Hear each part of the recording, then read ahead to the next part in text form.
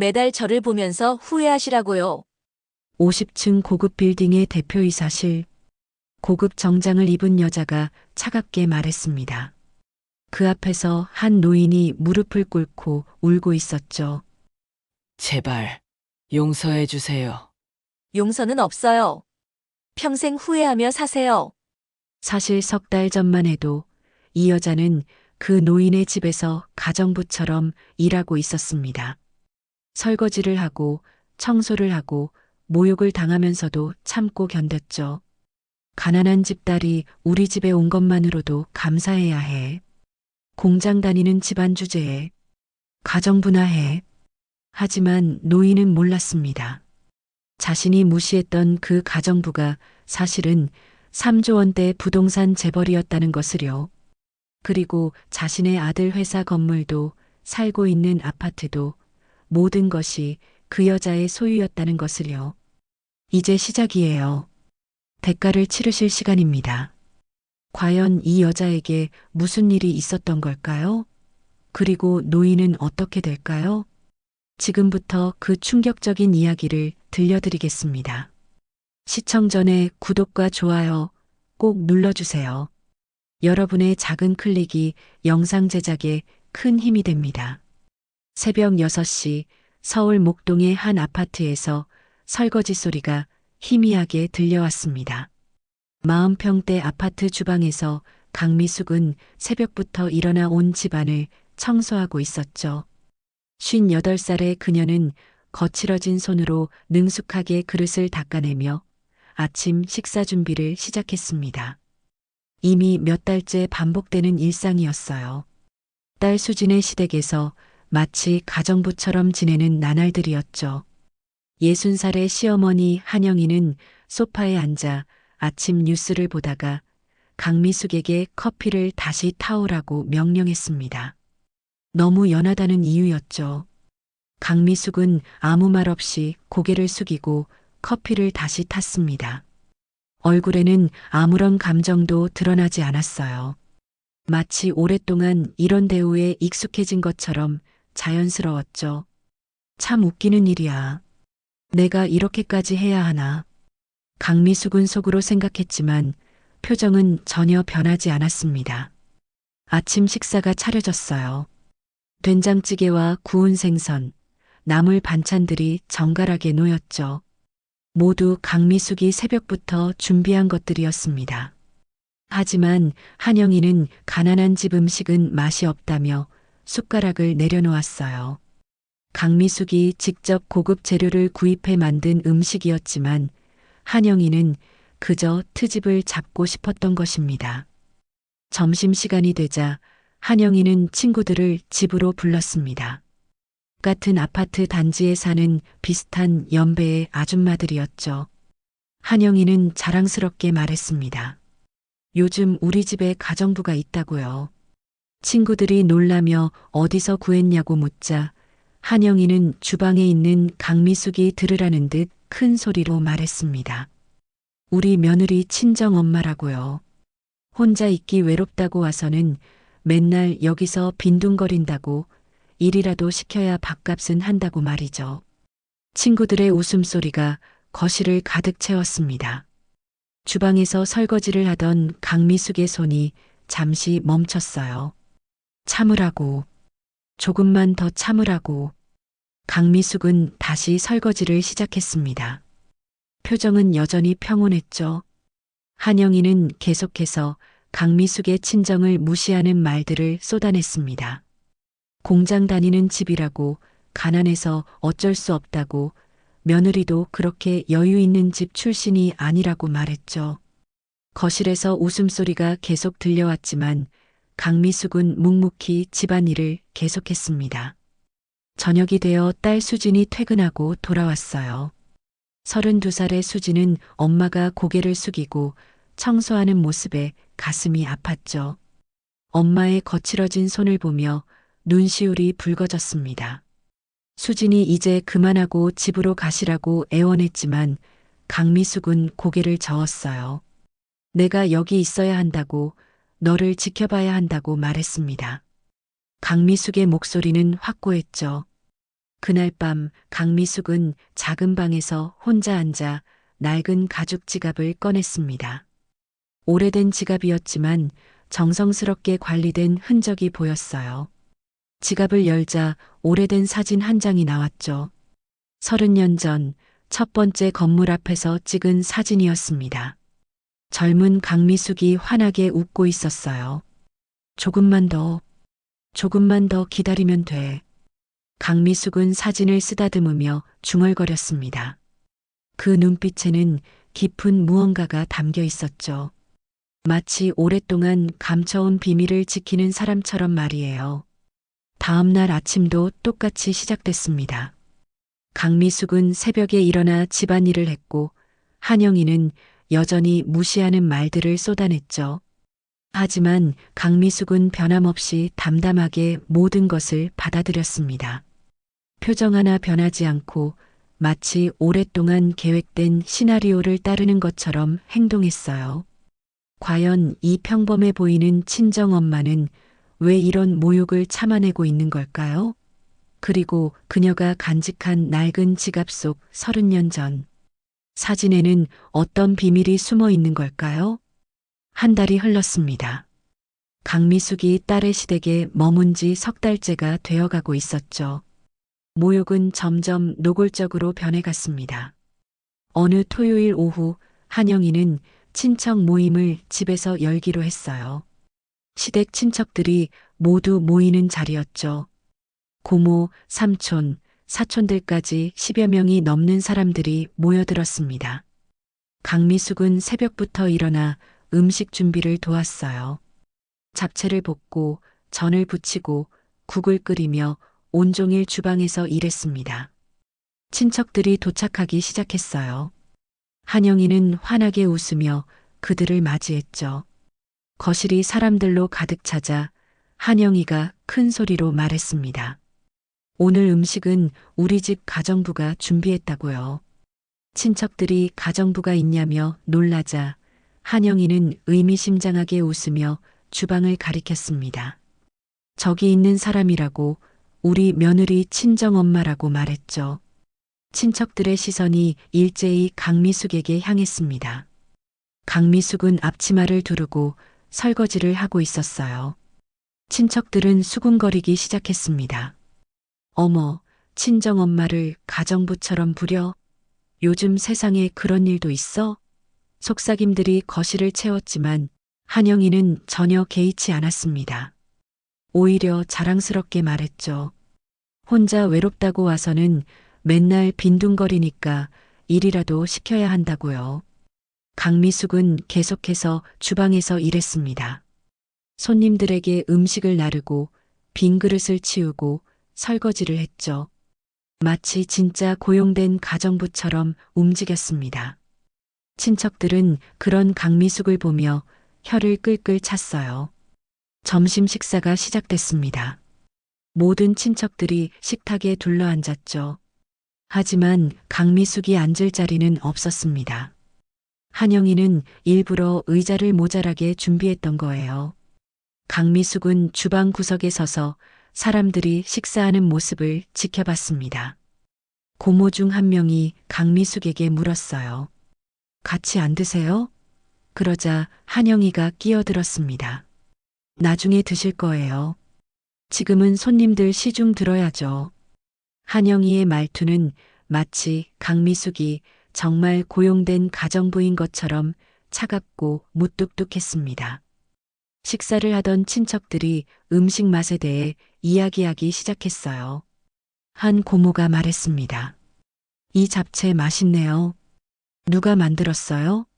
한영이가 대답했죠. 사돈이 만드셨는데 뭐 그럭저럭 먹을 만하죠. 근데 양념이 좀 아쉬워요. 역시 가난한 집에서는 제대로 된 요리를 배우기 힘든가 봐요. 친척들 앞에서 공개적으로 강미숙의 요리 솜씨를 깎아내리는 말이었습니다.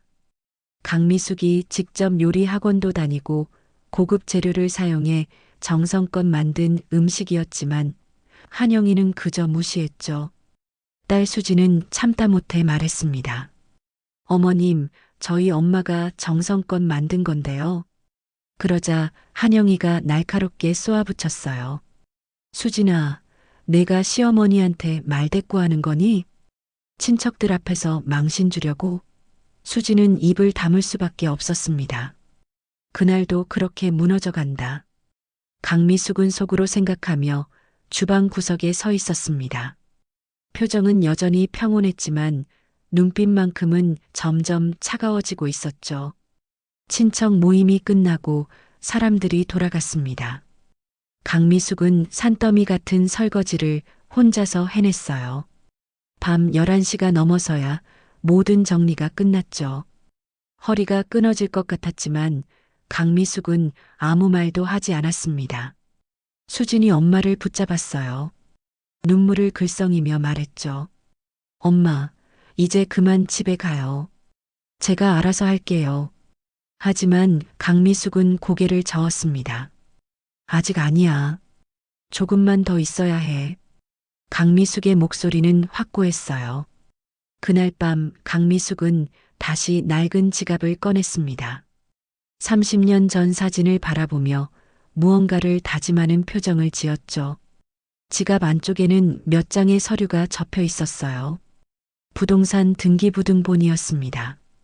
하지만 아무도 그 사실을 알지 못했죠. 다음 주 월요일 더 큰 모욕이 기다리고 있었습니다. 한영이는 동네 부인들과의 모임에 참석했어요. 고급 레스토랑에서 열리는 모임이었죠. 그런데 한영이는 강미숙에게 함께 가자고 했습니다. 강미숙은 어리둥절했지만 따라갔어요. 레스토랑에 도착하자 한영이의 친구들이 모여 있었죠. 한영이는 강미숙을 소개했습니다.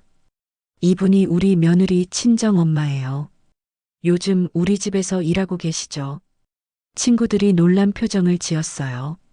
일한다는 표현이 마치 고용관계처럼 들렸거든요. 한영이는 계속해서 말했습니다. 가난한 집 출신이라 우리 집에 와서 밥이나 얻어먹는 형편이에요. 그래도 일은 열심히 해서 다행이죠. 친구들은 어색하게 웃으며 강미숙을 쳐다봤습니다. 강미숙은 그저 고개를 숙이고 서 있었어요. 한영이는 친구들에게 자랑이라도 하듯 계속 강미숙의 가난한 친정 이야기를 늘어놓았습니다. 공장에서 일하는 집안이라고, 아파트도 없이 월세로 산다고, 딸이 시집 올 때 혼수도 변변찮게 해줬다고 말했죠. 모든 말이 강미숙을 깎아내리는 내용이었습니다. 저 여자는 모를 거야. 강미숙은 속으로 생각했습니다. 자신이 누군지, 얼마나 큰 힘을 가지고 있는지 말이죠. 식사가 끝나고 집으로 돌아오는 길이었어요. 한영이는 택시 안에서도 계속 강미숙을 무시하는 말을 했습니다.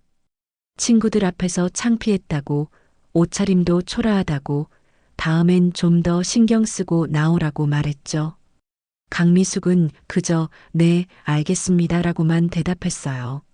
하지만 눈빛만큼은 점점 더 차갑게 변해가고 있었습니다. 집에 도착하자 재혁이 기다리고 있었어요. 회사 일로 스트레스를 받는 듯 했죠. 한영이가 물었습니다. 무슨 일 있니? 재혁은 한숨을 쉬며 대답했어요. 거래처 하나가 계약을 취소한다고 합니다. 한영이는 즉시 강미숙을 쳐다봤어요. 내 엄마 온 뒤로 집안에 안 좋은 일만 생기네. 재수 없어. 아무런 근거도 없는 말이었지만 한영이는 모든 책임을 강미숙에게 돌렸습니다. 조금만 더 기다려. 강미숙은 속으로 되뇌며 작은 방으로 들어갔습니다. 곧 모든 것이 밝혀질 거라고, 그때 후회해도 소용없을 거라고 생각했죠. 과연 강미숙은 얼마나 더 참을 수 있을까요? 그리고 한영이는 자신이 누구를 무시하고 있는지 알게 될까요? 석 달째가 되던 어느 목요일 아침 결정적인 사건이 터졌습니다. 강미숙이 빨래를 정리하려고 작은 방에 들어갔을 때였어요. 옷장 문이 활짝 열려 있었고 자신의 옷가지들이 모두 사라져 있었습니다. 순간 가슴이 철렁했죠. 서둘러 거실로 나가자 한영이가 소파에 앉아 태연하게 차를 마시고 있었어요. 강미숙이 조심스럽게 물었습니다. 제 옷들이 어디 있는지 아시나요? 한영이는 차를 한 모금 마시고는 대답했죠. 아, 그거 버렸어. 너무 낡고 초라해서 보기 싫더라고. 강미숙의 표정이 굳었습니다. 그 옷들 중에는 죽은 남편이 생전에 선물한 카디건도 있었어요. 30년을 간직해온 소중한 물건이었죠. 어떻게 제 물건을 함부로 버리실 수가 있으세요? 강미숙의 목소리가 처음으로 떨렸습니다. 한영이는 비웃듯 말했어요. 물건? 그게 물건이야? 거지 같은 옷들이었잖아. 우리 집에 그런 걸 두고 볼 수 없어서 치웠어. 친정이 가난하면 옷이라도 제대로 입고 다녀야지. 창피해서 어떻게 해. 그 순간 딸 수진이 출근 준비를 하다가 엄마와 시어머니의 대화를 듣게 됐습니다. 수진은 달려 나왔죠. 어머님, 그게 무슨 말씀이세요? 엄마 물건을 왜 버리세요? 한영이는 태연하게 대답했습니다. 우리 집 체면 생각해서 그런 거야. 내 엄마가 그런 낡은 옷 입고 다니면 우리까지 가난하게 보인다고. 수지는 참다 못해 소리를 질렀어요. 어머님, 이건 너무하세요. 엄마가 뭘 잘못했다고 이러세요. 한영이도 맞받아쳤습니다. 잘못한 게 뭐냐고. 가난한 주제에 우리 집에 와서 신세나 지면서 무슨 큰 소리야. 어머님, 저희 엄마가 그동안 얼마나 많은 일을 해주셨는데요. 일, 밥값이나 하려고 하는 거지. 혜택 입은 건 내 엄마야. 공짜로 먹고 자고 하잖아. 수진과 한영이의 언성이 높아졌습니다. 강미숙은 그 사이에 조용히 서 있었죠. 표정은 여전히 평온했지만 눈빛만큼은 완전히 달라져 있었습니다. 수진아, 그만해. 강미숙이 조용히 말했습니다. 수진이 돌아봤어요. 엄마, 왜 그러세요? 엄마가 잘못한 게 없잖아요. 하지만 강미숙은 고개를 저었습니다. 괜찮아. 내가 나가면 되지. 한영이가 냉소적으로 웃었어요. 그래, 그게 낫겠네. 이제라도 눈치챈 거 다행이야. 강미숙은 아무 말 없이 작은 방으로 돌아갔습니다. 수지는 눈물을 흘리며 엄마를 따라갔죠. 작은 방에서 강미숙은 남아있는 짐을 정리하기 시작했어요. 수진이 울며 말렸습니다. 엄마, 가지 마세요. 제가 어떻게든 할게요. 하지만 강미숙은 단호하게 고개를 저었습니다. 아니야. 이제 때가 됐어. 강미숙의 말에 수진이 고개를 들었어요. 때가 됐다는 게 무슨 뜻이죠? 강미숙은 대답하지 않고 계속 짐을 쌌습니다. 낡은 가죽 지갑을 조심스럽게 가방에 넣었죠. 수진은 계속 울면서 엄마를 붙잡았습니다. 엄마, 저 혼자 어떻게 해요? 재혁 오빠는 어머님 눈치만 보고 저는 이 집에서 매일 죽을 것 같아요. 강미숙이 딸의 손을 꼭 잡았어요. 수진아, 엄마를 믿어. 곧 다 알게 될 거야. 강미숙의 목소리에는 이상한 확신이 담겨 있었습니다. 수진은 무슨 말인지 이해할 수 없었지만 엄마의 눈빛이 평소와 달랐다는 것을 느꼈죠. 저녁이 되어 재혁이 퇴근했습니다. 집안 분위기가 이상하다는 것을 바로 느꼈죠. 무슨 일 있었어요? 재혁이 물었습니다. 한영이가 대답했어요. 내 장모님이 나가신대. 드디어 집이 좀 조용해지겠네. 재혁은 당황했어요. 장모님, 무슨 일이세요? 강미숙은 담담하게 말했습니다. 더 이상 폐를 끼치고 싶지 않아서요. 괜찮습니다. 이제 나가는 게 맞는 것 같아요. 수진이 울먹이며 남편에게 말했어요. 오빠, 좀 말려줘요. 엄마가 나가시면 안 돼요. 하지만 재혁은 머뭇거렸습니다. 어머니 눈치도 봐야 했고 사실 집안 분위기가 불편했던 것도 사실이었거든요. 장모님, 좀 더 계셔도 되는데요. 재혁의 말은 형식적으로 들렸습니다. 진심이 담기지 않은 만류였죠. 강미숙은 그것을 알았어요. 괜찮습니다. 이미 결정했어요. 그날 밤 강미숙은 짐을 다 쌌습니다. 많지 않은 짐이었죠. 낡은 가방 하나면 충분했어요. 수지는 밤새 엄마 방 앞을 서성이며 울었습니다. 새벽에 강미숙은 조용히 방문을 열었어요. 아직 모두가 잠들어 있는 시간이었죠. 거실을 지나려는데 소파에 한영이가 앉아 있었습니다. 드디어 나가는구만. 한영이가 차갑게 말했어요. 강미숙은 고개를 끄덕였습니다. 네, 나갑니다. 한영이가 비웃었죠. 가난한 사람은 어딜 가든 환영받지 못해. 그걸 이제라도 알았으면 다행이야. 강미숙은 한영이를 똑바로 쳐다봤습니다. 그 눈빛이 평소와는 완전히 달랐어요. 차갑고 날카롭고 무언가를 꿰뚫어보는 듯한 시선이었죠. 후회하실 겁니다. 강미숙의 목소리는 조용했지만 단호했습니다. 한영이가 코웃음을 쳤어요. 후회? 내가 뭘 후회해? 내가 나간 게 시원할 뿐인데. 곧 아실 겁니다. 강미숙은 그 말을 마지막으로 현관문을 열었어요. 수진이 잠옷 차림으로 달려나왔습니다. 엄마. 강미숙은 딸을 꼭 안아줬어요. 수진아, 엄마 믿어. 그리고 조금만 기다려. 곧 모든 게 달라질 거야. 강미숙은 딸의 이마에 입을 맞추고 문을 나섰습니다. 수지는 복도에서 엄마의 뒷모습을 바라보며 주저앉아 울었죠.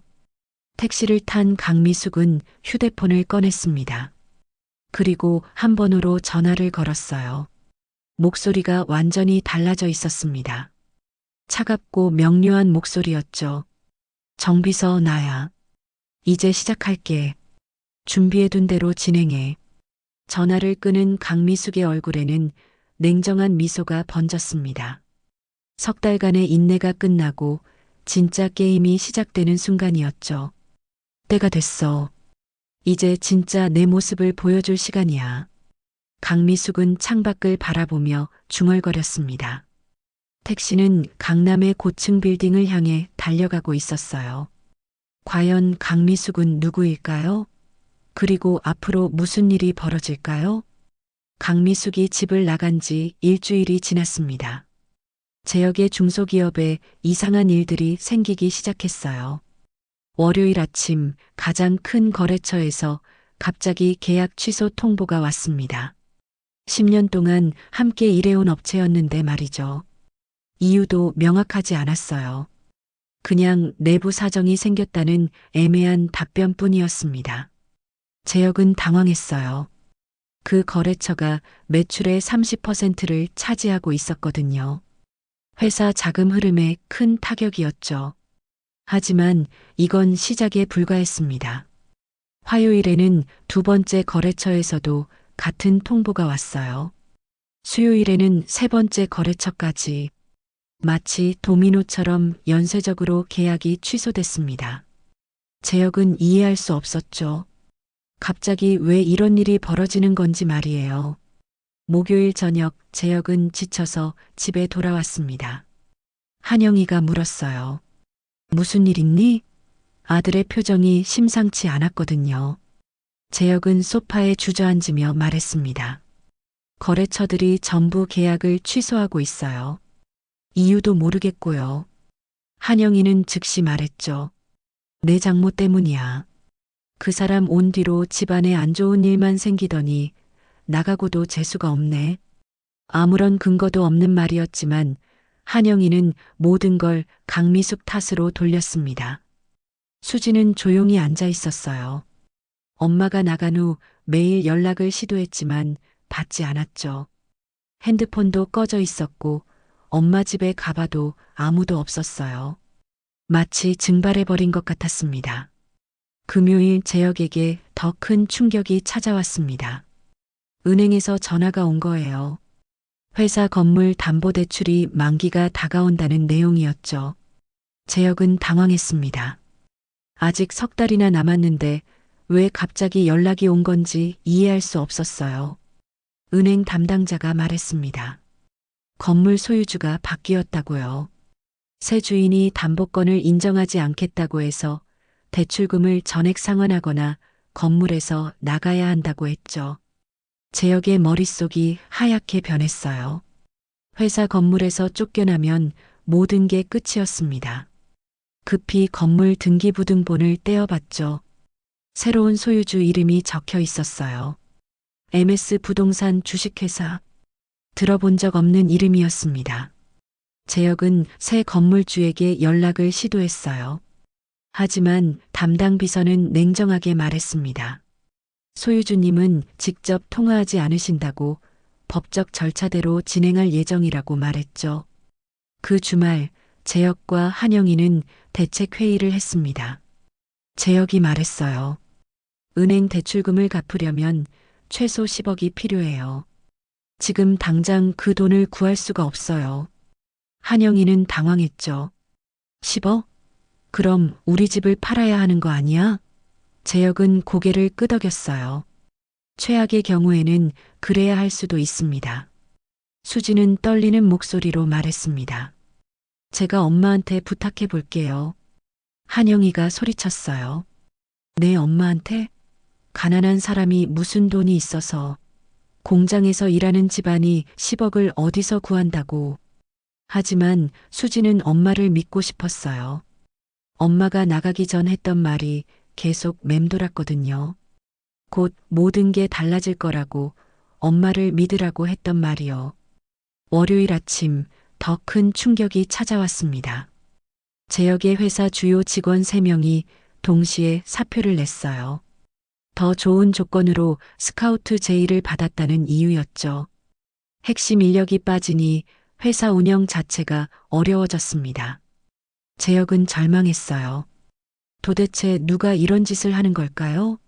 거래처 취소, 건물 소유주 변경, 직원 스카우트까지 모든 게 누군가의 계획된 공격처럼 느껴졌습니다. 화요일 오후 재혁에게 한 통의 전화가 걸려왔어요. MS 부동산 법무팀이라고 했죠. 냉정한 목소리의 변호사가 말했습니다. 이번 주 금요일까지 건물을 비우지 않으면 법적 조치를 취하겠다고 했어요. 재혁은 애원했습니다. 시간을 좀 더 주실 수 없나요? 하지만 변호사는 단호했어요. 이미 충분한 시간을 드렸다고, 더 이상의 유예는 없다고 말했죠. 그날 저녁 재혁은 완전히 무너져 있었습니다. 한영희도 불안에 떨었죠. 수지는 계속해서 엄마에게 전화를 걸었지만 여전히 연락이 닿지 않았어요. 수요일 재혁은 마지막 희망으로 은행을 찾아갔습니다. 대출 연장을 부탁하러 간 거였죠. 하지만 은행 지점장은 고개를 저었어요. 회사 신용도가 급격히 떨어졌다고, 추가 대출은 불가능하다고 말했습니다. 재혁이 물었어요. 왜 갑자기 신용도가 떨어진 거죠? 지점장이 난처한 표정으로 말했습니다. 누군가 귀사의 경영 상태에 대해 부정적인 정보를 흘리고 있는 것 같다고요. 누가 이런 짓을 한 걸까요? 재혁은 분노와 절망감에 휩싸였습니다. 목요일 아침 재혁의 핸드폰에 문자 메시지가 왔어요. 발신자는 MS 부동산 대표였습니다. 내용은 간단했죠. 금요일 오전 10시 강남 본사로 오시기 바랍니다. 마지막 협상 기회를 드리겠습니다. 재혁은 희망을 품었어요. 협상이라니 아직 기회가 있다는 뜻이었죠. 수진에게 말했습니다. 내일 MS 부동산에 가봐야겠어요. 뭔가 해결책이 있을지도 몰라요. 한영희도 고개를 끄덕였어요. 뭐라도 해봐야지. 이대로는 우리 모두 망하는 거야. 그날 밤 수지는 잠을 이룰 수 없었습니다. 엄마가 보고 싶었어요. 엄마라면 뭔가 방법을 알고 있을 것 같았죠. 엄마가 했던 말이 계속 귀에 맴돌았습니다. 곧 모든 게 달라질 거야. 과연 내일 MS 부동산에서는 무슨 일이 벌어질까요? 그리고 연락이 끊긴 강미숙은 어디에 있는 걸까요? 금요일 오전 9시 재혁은 정장을 차려입고 강남으로 향했습니다. MS 부동산 본사는 강남역 근처의 50층짜리 빌딩이었어요. 유리와 철골로 지어진 현대적인 건물이 햇빛에 반짝였죠. 재혁은 긴장하며 로비로 들어갔습니다. 안내 데스크에서 신분증을 확인한 후 재혁은 전용 엘리베이터를 안내받았어요. 45층 대표이사실로 향하는 엘리베이터였죠. 올라가는 내내 재혁의 심장은 빠르게 뛰었습니다. 엘리베이터가 도착하고 문이 열렸어요. 넓은 비서실이 나타났습니다. 고급스러운 인테리어와 정돈된 책상들, 그리고 정중하게 인사하는 비서들이 있었죠. 대표님께서 기다리고 계십니다. 젊은 여성 비서가 재혁을 안내했어요. 복도를 지나 거대한 문 앞에 섰습니다. MS 부동산 대표이사실이라는 명패가 붙어 있었죠. 비서가 문을 두드렸습니다. 대표님, 손님 오셨습니다. 안에서 차분한 목소리가 들렸어요. 들어오세요. 문이 열렸습니다. 넓은 사무실 안쪽 대형 책상 뒤에 한 사람이 앉아 있었어요. 창문으로 들어오는 햇빛 때문에 얼굴이 잘 보이지 않았죠. 재혁이 조심스럽게 들어가자 그 사람이 일어났습니다. 그리고 햇빛을 등지고 재혁 쪽으로 걸어왔어요. 재혁의 눈이 점점 커졌습니다. 믿을 수 없었거든요. 어서 오세요, 사위님. 강미숙이었습니다. 하지만 재혁이 알던 강미숙이 아니었어요. 고급스러운 검은색 정장을 입고 세련되게 화장을 한 모습이었죠. 머리는 단정하게 올려 묶었고 목에는 진주 목걸이가 빛나고 있었습니다. 장모님? 재혁은 말을 더듬었어요. 강미숙은 미소를 지으며 소파를 가리켰습니다. 앉으세요. 이야기 나눠야죠.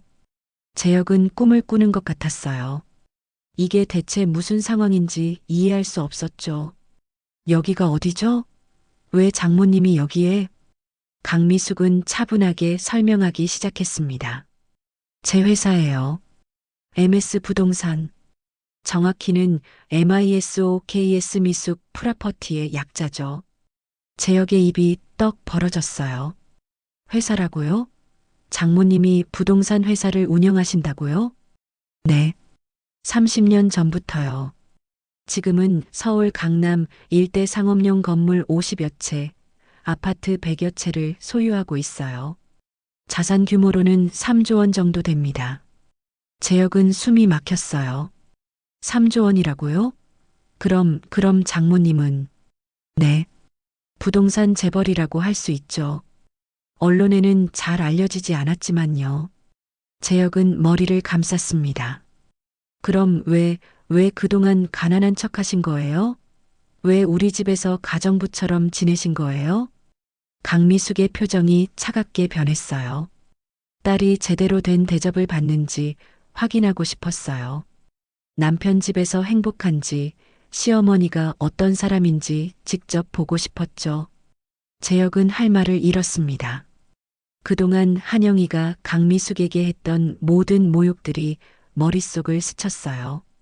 가난하다고, 공장 다니는 집이라고, 가정부 취급했던 모든 순간들이요. 그래서 이렇게 우리 회사를 공격하신 거예요? 강미숙은 고개를 끄덕였어요. 공격이라기보다는 정리라고 해야 맞겠네요. 사위님 회사 건물도 제 건물이었어요. 10년 전부터요. 다만 임대만 해준 거였죠. 재혁은 그제야 깨달았습니다. 회사 건물 소유주가 갑자기 바뀐 게 아니었어요. 원래부터 강미숙의 것이었던 거죠. 그럼 거래처들도? 네. 제가 연락했어요. 제 건물을 임대해서 쓰는 업체들이었거든요. 사위님과의 거래를 중단하라고 요청했죠. 재혁은 무너져 내렸습니다. 모든 게 강미숙의 손안에 있었던 거예요. 회사도, 건물도, 거래처들도 말이죠. 그럼 우리는 완전히 망하는 건가요? 강미숙은 차를 한 모금 마셨어요. 그건 사위님과 시어머니의 선택에 달려 있어요. 무슨 말씀이세요? 3개월 동안 저는 당신들 집에서 모욕을 당했어요. 가난하다고, 천하다고, 가정부 취급을 받았죠. 하지만 저는 참았어요. 딸을 위해서요. 재혁은 고개를 들 수 없었습니다. 죄책감이 밀려왔어요. 이제 제가 원하는 건 간단해요. 진심 어린 사과와 반성이에요. 하지만 단순한 말로는 부족하죠. 진짜 변화를 보고 싶어요. 재혁이 물었습니다. 어떤 변화요? 시어머니가 자신의 잘못을 인정하는 거예요. 사람을 겉모습으로 판단하고 가난하다고 무시하고 남의 부모를 함부로 대한 것에 대해서요. 재혁은 떨리는 목소리로 말했어요. 제가 어머니를 설득해 볼게요. 진심으로 사과하게 할게요. 강미숙은 고개를 저었습니다. 말로만 하는 사과는 필요 없어요. 진짜 깨닫지 못하면 의미가 없죠. 그럼 어떻게 하면 되죠? 일단 회사 건물에서 일주일 내로 나가시고요. 대출금 10억은 한 달 내로 상환하세요. 못하시면 법적 절차 진행됩니다. 재혁의 얼굴이 창백해졌어요. 그럼 우리는 정말 망하는 거잖아요. 그게 제가 3개월 동안 느낀 기분이에요. 무시당하고 무력하고 아무것도 할 수 없는 기분이요. 강미숙의 목소리는 차가웠습니다. 재혁은 무릎을 꿇으려 했어요. 장모님, 제발 용서해 주세요. 제가 잘못했어요. 일어나세요. 지금 그런 거 하지 마세요. 강미숙이 손을 들어 제지했습니다. 용서는 쉽게 주어지는 게 아니에요. 대가를 치러야죠. 재혁은 절망적인 표정으로 물었어요. 제가 뭘 해야 장모님 마음을 돌릴 수 있나요? 시어머니를 데려오세요. 제가 직접 이야기하고 싶어요. 강미숙의 말에 재혁은 고개를 끄덕일 수밖에 없었습니다. 그날 오후 재혁은 집으로 돌아왔어요. 한영이와 수진이 기다리고 있었죠. 어떻게 됐어? 한영이가 급하게 물었습니다. 재혁은 힘없이 소파에 앉았어요. 그리고 오늘 있었던 일을 모두 이야기했습니다. 강미숙의 정체, 회사 건물의 진실, 모든 것을요. 한영이의 얼굴이 점점 창백해졌습니다. 그럴 리가 없어. 그 사람이 재벌이라고? 거짓말이야. 사실이에요. 제 눈으로 직접 봤어요. 수지는 울면서 말했어요. 엄마가 그렇게 말했잖아요. 곧 알게 될 거라고. 한영이는 주저앉았습니다. 자신이 3개월 동안 무슨 짓을 했는지 깨닫기 시작했죠. 우리 완전히 망했구나. 한영이의 절망적인 목소리가 거실에 울려 퍼졌습니다. 과연 한영이는 강미숙 앞에 설 용기를 낼 수 있을까요? 그리고 진심 어린 사과를 할 수 있을까요? 그날 밤 한영이는 잠을 이루지 못했습니다. 자신이 3개월 동안 무시하고 모욕했던 사람이 사실은 3조 원대 재벌이었다는 사실이 믿기지 않았어요. 거실을 서성이며 과거를 떠올렸죠. 가정부처럼 부린 것, 친구들 앞에서 창피를 준 것, 옷을 몰래 버린 것까지 모든 순간이 후회로 밀려왔습니다. 하지만 한영이는 여전히 자존심을 굽힐 수 없었어요. 재벌이면 뭐 어때? 그렇다고 내가 무릎을 꿇어야 해? 마음 한편으로는 이런 생각이 자리 잡고 있었죠. 월요일 아침 재혁이 말했습니다. 어머니, 장모님을 찾아가서 사과해야 해요. 지금 우리가 할 수 있는 유일한 방법이에요. 한영이는 고개를 돌렸어요. 왜 내가 가야 해? 내가 가서 알아서 해. 재혁은 답답했습니다. 어머니가 직접 가셔야 한다고 했어요. 장모님이 어머니를 보고 싶어 하신대요. 수진도 애원했죠. 어머님, 제발이요. 엄마한테 진심으로 사과하세요. 하지만 한영이는 완강했어요. 내가 뭘 잘못했는데? 가난한 사람을 가난하다고 한 게 잘못이야? 수지는 울음을 터뜨렸습니다. 어머님, 저희 엄마는 가난하지 않아요. 3조 원이에요. 한영이는 화를 냈죠. 그게 문제야. 돈이 있으면서 왜 숨기고 살았어? 우릴 시험한 거잖아. 비겁해. 재혁은 한숨을 쉬었어요. 어머니의 자존심이 문제였죠. 화요일 강미숙의 법무팀에서 정식 통보서가 도착했습니다.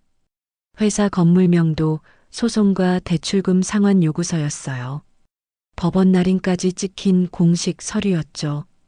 재혁은 절망했습니다. 수요일 재혁의 회사 직원들이 하나둘씩 사표를 냈어요. 회사가 곧 문을 닫는다는 소문이 퍼졌거든요. 남은 직원들도 불안해하며 일손을 놓았습니다. 회사는 사실상 마비 상태였죠. 목요일 아침 은행에서 최후 통첩이 왔습니다.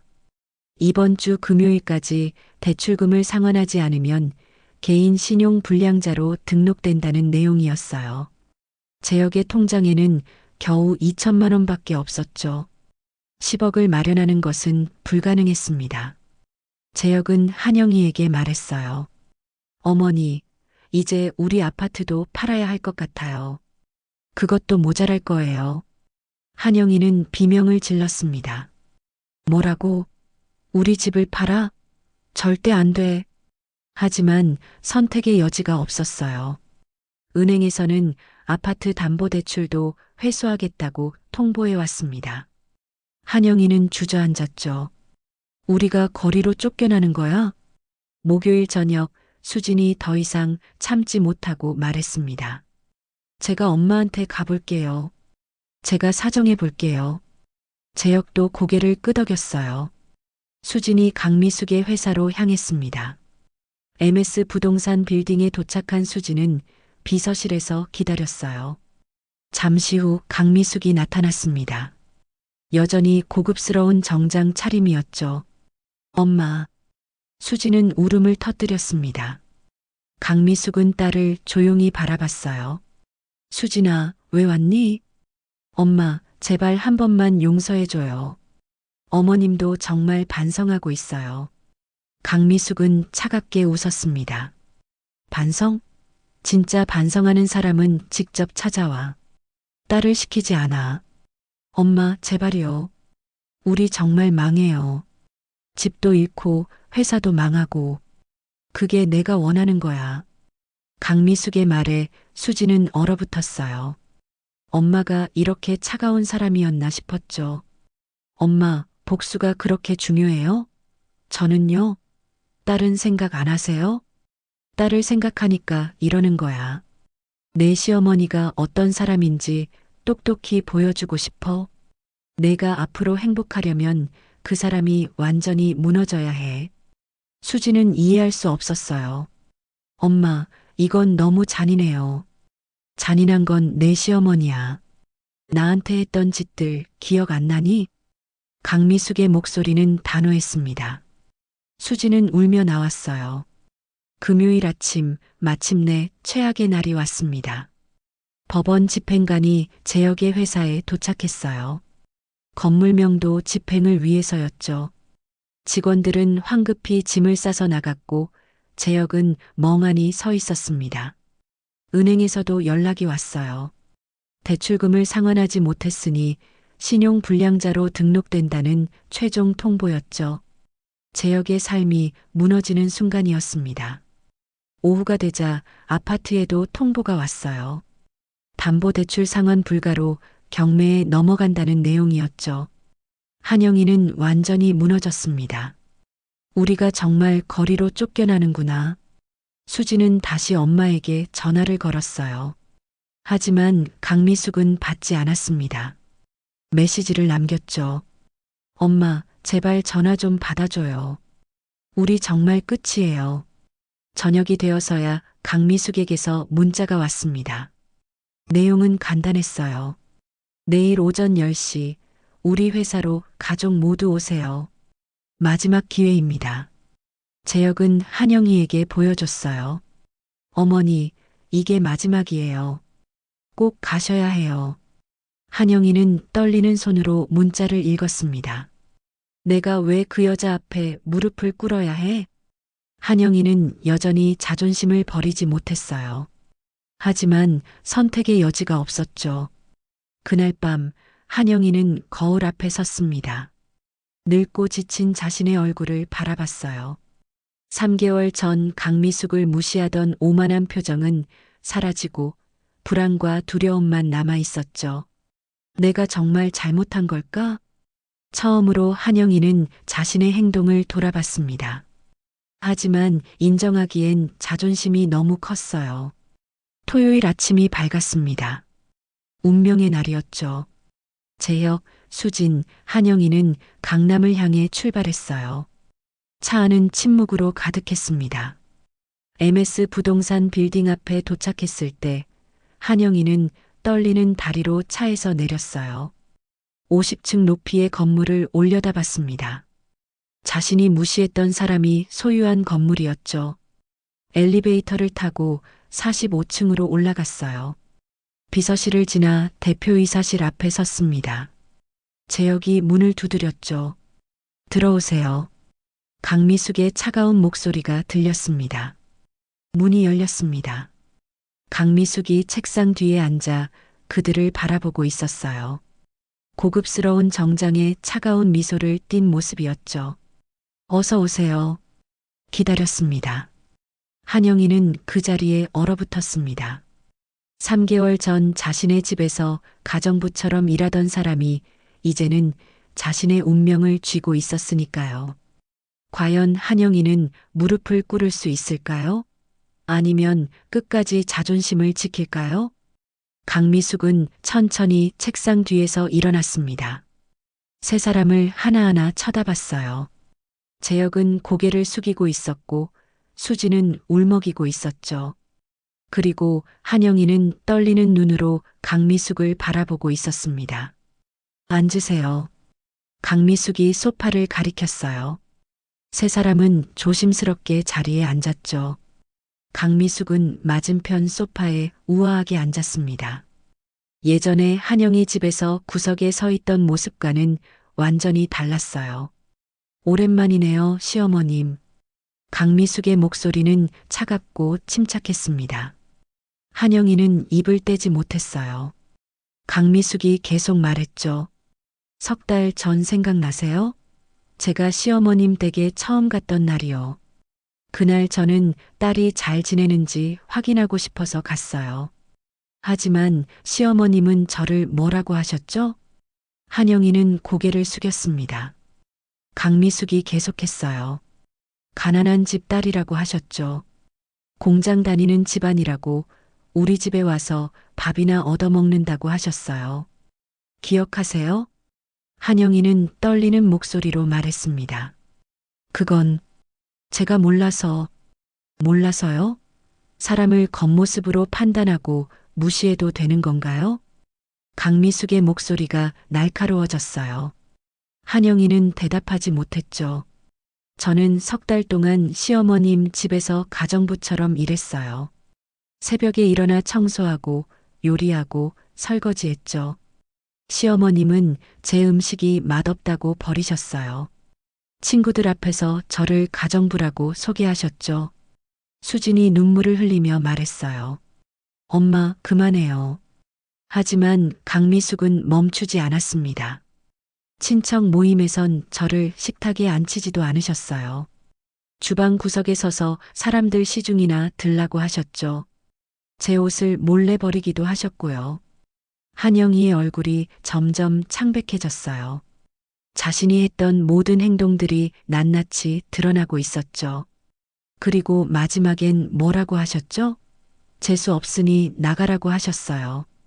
강미숙은 차분하게 차를 한 모금 마셨습니다. 한영희는 떨리는 입술로 말했어요. 제가 잘못했습니다. 잘못했다고요? 강미숙이 냉소적으로 웃었어요. 지금 사과하시는 건 제가 재벌이라는 걸 알았기 때문이죠. 제가 만약 정말 가난했다면 계속 무시하셨을 거예요. 한영희는 부정할 수 없었습니다. 사실이었으니까요. 강미숙은 서류 뭉치를 꺼냈어요. 사위님 회사 관련 서류입니다. 건물명도 소송, 대출금 독촉장, 신용 불량자 등록 통지서요. 모두 제가 지시한 것들이죠. 재혁이 고개를 들었어요. 장모님, 저희가 어떻게 하면 될까요? 무엇이든 하겠습니다. 무엇이든요? 강미숙의 눈빛이 차가워졌습니다. 그럼 시어머님께서 무릎 꿇고 사과하세요. 진심으로요. 한영희의 눈이 커졌어요. 무릎을 꿇으라고요? 강미숙은 고개를 끄덕였죠. 네. 석 달 동안 저를 무시하고 모욕한 것에 대해 무릎 꿇고 사과하세요. 한영희는 온몸이 떨렸어요. 60평생 살면서 누구 앞에 무릎 꿇어본 적이 없었죠. 자존심이 허락하지 않았습니다. 그건 너무 과한 거 아닌가요? 과하다고요? 강미숙이 웃었어요. 제가 석 달 동안 당한 것보다 과한가요? 수진이 엄마를 말렸습니다. 엄마, 제발 그만해요. 하지만 강미숙은 단호했어요. 이게 마지막 기회예요.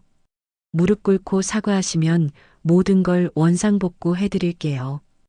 회사도, 집도, 대출도요. 재혁이 한영희에게 애원했어요. 어머니, 제발이요. 우리 살려주세요. 한영희는 눈물을 흘렸습니다. 자존심과 현실 사이에서 괴로워했죠. 긴 침묵이 흘렀어요. 강미숙은 여유롭게 차를 마시며 기다렸습니다. 한영희는 떨리는 손으로 소파 팔걸이를 잡았어요. 마침내 한영희가 일어섰습니다. 하지만 무릎을 꿇는 대신 강미숙을 똑바로 쳐다봤어요. 당신이 재벌이면 뭐가 달라요? 당신도 결국 복수하려고 이런 짓 하는 거잖아요. 비겁해요. 강미숙의 표정이 굳었습니다. 비겁하다고요? 그래요. 돈 많은 걸 숨기고 우릴 시험했잖아요. 그게 정당한 건가요? 강미숙은 천천히 일어섰어요. 목소리가 얼음장처럼 차가워졌죠. 시어머님, 착각하시는 것 같은데요. 저는 누구도 시험하지 않았어요. 있는 그대로의 모습을 보여드린 거예요. 시어머님이 가난한 사람을 어떻게 대하는지 확인한 거죠. 한영희는 말문이 막혔어요. 강미숙이 계속했습니다. 그리고 결과는 어땠나요? 시어머님은 저를 인간 이하로 취급하셨어요. 단지 가난하다는 이유만으로요. 재혁이 일어나서 말했어요. 장모님, 어머니가 잘못 생각하신 거예요. 진심으로 반성하고 계세요. 반성이요? 강미숙이 한영희를 쳐다봤어요. 지금도 무릎 꿇기 싫어하시잖아요. 그게 진짜 반성인가요? 한영희는 눈물을 흘렸습니다. 떨리는 목소리로 말했어요. 나도 사람이에요. 자존심이 있어요. 저도 사람이었어요. 강미숙의 목소리가 떨렸습니다. 처음으로 감정이 드러난 순간이었죠. 저도 자존심이 있었어요. 하지만 딸을 위해 참았어요. 매일 아침 일어나서 모욕을 당하면서도 참았죠. 강미숙의 눈에 눈물이 맺혔어요. 하지만 흘리지는 않았습니다. 그런데 시어머님은 그 짧은 순간도 참지 못하시네요. 무릎 꿇는 게 그렇게 힘든가요? 한영희는 주저앉았습니다. 완전히 무너진 표정이었어요. 수진이 어머니를 부축했죠. 강미숙은 서류를 정리하며 말했습니다. 시간 다 됐네요. 결정하셨나요? 한영희는 고개를 들지 못했어요. 강미숙이 냉정하게 말했죠. 그럼 예정대로 진행하겠습니다. 내일부터 아파트 경매 공고가 나가고 회사 자산은 모두 압류됩니다. 재혁이 소리쳤어요. 장모님, 제발요. 한영희가 떨리는 목소리로 말했습니다. 제가 잘못했어요. 목소리가 너무 작았어요. 강미숙이 차갑게 말했죠. 잘 안 들리는데요. 한영희는 마침내 무릎을 꿇었습니다. 바닥에 무릎을 대는 순간 평생 쌓아온 자존심이 무너졌어요. 제가 잘못했습니다. 진심으로 사과드립니다. 눈물이 뺨을 타고 흘러내렸습니다. 하지만 강미숙의 표정은 변하지 않았어요. 무엇을 잘못하셨는지 말씀해 보세요. 한영이는 울먹이며 말했습니다. 당신을 가난하다고 무시한 것, 가정부처럼 부린 것, 옷을 버린 것, 모두 잘못했어요. 그리고요, 사람을 겉모습으로 판단한 것도 잘못했어요. 제가 교만했고 편견에 가득 차 있었어요. 강미숙은 한영이를 내려다봤습니다. 오랜 침묵이 흘렀죠. 마침내 강미숙이 입을 열었어요. 일어나세요. 한영이가 고개를 들었어요. 놀란 표정이었죠. 강미숙이 계속 말했습니다. 용서는 안 합니다. 한영이의 얼굴이 창백해졌어요. 강미숙이 냉정하게 말했죠. 하지만 딸을 위해서 회사와 집은 돌려드리겠어요. 대신 조건이 있어요. 무슨 조건인가요? 저와 제 딸은 이제 남이에요. 다시는 만나지 맙시다. 수진이는 앞으로 저와 살 겁니다. 수진이 놀라 소리쳤어요. 엄마, 무슨 말이에요? 강미숙은 딸을 바라봤습니다. 수진아, 이 사람들과 계속 살 거니? 엄마와 함께 새로 시작하지 않을래? 수진은 눈물을 흘렸어요. 남편과 엄마 사이에서 선택해야 하는 순간이었죠.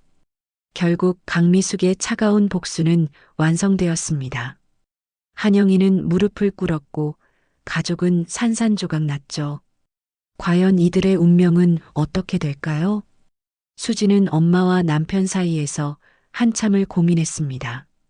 결국 눈물을 흘리며 말했어요. 엄마, 저는 오빠랑 살게요. 하지만 엄마도 계속 만나고 싶어요. 강미숙은 차갑게 고개를 저었죠. 선택해야 해. 둘 다는 안 돼. 수진이 무릎을 꿇었습니다. 엄마, 제발요. 저버리지 마세요. 강미숙의 표정이 잠깐 흔들렸어요. 하지만 이내 다시 차가워졌죠. 일주일 시간을 줄게.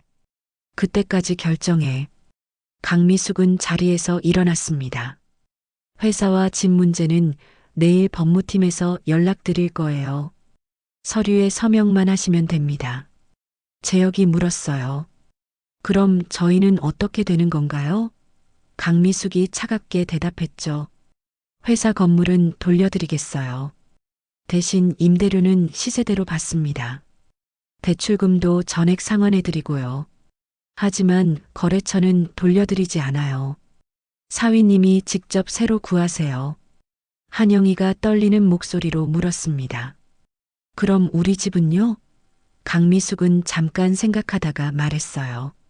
아파트 경매는 취소하겠어요. 하지만 소유권은 제 명의로 바꿉니다. 시어머님은 제 집에 새 들어 사는 거예요. 월세는 200만 원입니다. 한영이의 얼굴이 창백해졌어요. 자신의 집이었던 곳에서 세입자가 되는 거였죠. 강미숙은 계속 말했습니다. 그리고 매달 첫째 주 토요일 제 회사로 오셔서 월세를 직접 내셔야 해요. 계좌 이체는 받지 않습니다. 왜 그렇게까지 하세요? 한영이가 울먹였어요. 강미숙은 차갑게 미소 지었죠. 매달 저를 보면서 후회하시라고요. 가난한 사람을 무시한 대가가 뭔지 평생 기억하시라고요. 재혁이 항의했습니다. 너무 가혹하신 거 아닌가요? 강미숙은 재혁을 쳐다봤어요. 가혹하다고요? 사위님도 석 달 동안 제가 모욕당하는 걸 보고만 계셨죠. 한 번도 어머니를 말리지 않으셨어요. 재혁은 할 말이 없었습니다. 사실이었으니까요. 강미숙은 가방을 들고 문 쪽으로 향했어요. 일주일 후에 다시 연락하겠습니다. 그때까지 수진이가 결정하면 돼요. 문이 닫히고 세 사람만 남았습니다. 한영이는 바닥에 주저앉아 울었어요. 자신의 집이 남의 집이 되고 월세를 내야 하는 처지가 된 거였죠. 그날 밤 한영이는 잠을 이루지 못했습니다. 강미숙의 차가운 눈빛이 계속 떠올랐어요. 그리고 자신이 했던 모든 말과 행동들이 후회로 밀려왔죠. 일주일이 지났습니다. 수지는 결국 남편과 함께 살기로 했어요. 하지만 엄마도 계속 만나고 싶다고 했죠. 강미숙은 냉정하게 거절했습니다. 내가 선택했어. 이제 남이야. 수지는 울면서 매달렸지만 강미숙은 돌아서 버렸어요. 딸과의 관계까지도 끊어버린 거였죠. 한 달 후 첫 월세일이 왔습니다. 한영이는 떨리는 손으로 현금 200만 원을 준비했어요. 강미숙의 회사로 향했죠. MS 부동산 빌딩 로비에 들어섰을 때 경비원들의 시선이 따가웠습니다. 한영이는 고개를 숙이고 엘리베이터를 탔어요. 45층에 도착하자 비서가 기다리고 있었습니다. 대표님께서 안에서 기다리고 계세요. 한영이는 무거운 발걸음으로 대표실로 들어갔죠. 강미숙은 책상에 앉아 서류를 보고 있었어요. 한영이를 보고도 일어나지 않았습니다. 월세 가져오셨어요? 한영이는 봉투를 내밀었어요. 강미숙은 받지도 않고 책상을 가리켰죠. 거기 놓으세요. 한영이는 책상 위에 봉투를 올려놓았습니다. 잘 살고 계세요? 강미숙의 질문에 한영이는 고개를 숙였어요. 네. 강미숙은 냉정하게 말했죠. 다음 달도 같은 날 같은 시간에 오세요. 늦으면 연체료 받습니다. 한영이는 아무 말도 하지 못하고 나왔습니다. 엘리베이터를 타고 내려오는 내내 눈물이 흘렀어요. 자신이 무시했던 사람에게 월세를 내는 처지가 되었다는 현실이 너무 고통스러웠죠. 석 달이 지났습니다. 한영이는 매달 첫째 주 토요일마다 강미숙의 회사를 찾아갔어요. 매번 같은 모욕을 당하며 월세를 냈죠. 얼굴은 점점 초췌해졌고 자존심은 완전히 무너졌습니다. 어느 토요일 한영이가 월세를 내러 갔을 때였어요. 강미숙의 사무실에 수진이 있었습니다. 엄마. 수진이 달려왔지만 강미숙이 차갑게 말했죠. 수진아, 나가 있어. 지금은 세입자 상대하는 중이야. 세입자라는 말에 한영이는 고개를 더 숙였어요. 수진은 울면서 나갔죠. 한영이는 떨리는 손으로 봉투를 건넸습니다. 여기 있습니다. 강미숙은 받지 않고 물었어요. 후회되세요? 한영이는 고개를 끄덕였어요. 네. 매일 후회하고 있습니다. 강미숙은 냉소적으로 웃었죠. 그게 제가 원하던 거예요. 시어머님이 평생 후회하며 사시는 거요. 한영이는 무릎을 꿇었습니다. 제발 용서해 주세요. 이제 그만하면 안 될까요? 하지만 강미숙은 차갑게 고개를 저었어요. 용서는 없어요. 시어머님은 평생 이렇게 사셔야 해요. 한영이는 주저앉아 울었습니다. 강미숙은 창밖을 바라보며 말했죠. 사람을 가난하다고 무시하면 안 돼요. 겉모습으로 판단하면 안 되고요. 그 대가가 이런 거예요. 1년이 지났습니다. 한영이는 완전히 다른 사람이 되어 있었어요. 오만하고 교만했던 모습은 사라지고 초라하고 비굴한 모습만 남았죠. 재혁의 회사는 간신히 유지되고 있었어요. 하지만 예전만큼 잘 되지 않았죠. 수지는 엄마를 그리워하며 매일 울었습니다. 강미숙은 여전히 차가웠어요. 한영희에게도 딸에게도 마음을 열지 않았죠. 복수는 완성됐지만 그 대가로 가족을 잃은 거였습니다. 어느 토요일 한영희가 또 월세를 내러왔어요. 이제는 익숙해진 일이었죠. 봉투를 내밀며 조심스럽게 물었습니다. 수진이는 잘 지내나요? 강미숙은 냉정하게 대답했어요. 모르겠어요. 만나지 않으니까요. 한영이는 한숨을 쉬었죠. 당신은 후회 안 하나요? 딸까지 잃고. 강미숙의 표정이 잠깐 흔들렸어요. 하지만 이내 다시 차가워졌죠. 후회는 시어머님만 하시면 돼요. 한영이는 고개를 숙이고 나갔습니다. 그 뒷모습은 너무나 초라했어요. 복수는 완성되었습니다. 강미숙은 한영이를 완전히 무너뜨렸죠. 하지만 그 과정에서 딸과의 관계도 가족의 따뜻함도 모두 잃어버렸습니다. 사람을 겉모습으로 판단하고 무시하는 것의 대가는 이토록 가혹했습니다. 한영이는 평생 후회하며 살아가야 했고 강미숙은 복수는 잃었지만 외롭게 살아가야 했죠. 진정한 승자는 없었습니다. 모두가 상처받고 모두가 잃어버린 거였어요. 이야기를 끝맺으며 우리는 깨닫게 됩니다. 복수는 달콤하지만 그 끝은 쓸쓸하다는 것을요.